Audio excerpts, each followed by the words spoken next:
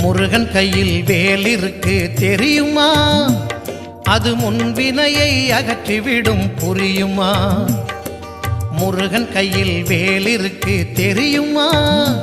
அது முன்வினையை அகற்றிவிடும் புரியுமா? வேலை வணங்கி வந்தால் கிடைக்கும் பலன் கொஞ்சமா? தாளை பணிந்து விட்டால் விதியும் நம்மை மிஞ்சுமா? வேலை வணங்கி வந்தால் கிடைக்கும் பலன் கொஞ்சமா? தாளை பணிந்து விட்டால் விதியும் நம்மை மிஞ்சுமா? அந்த முருகன் கையில் வேல் இருக்கு தெரியுமா? அது முன்வினையை அகற்றிவிடும் புரியுமா?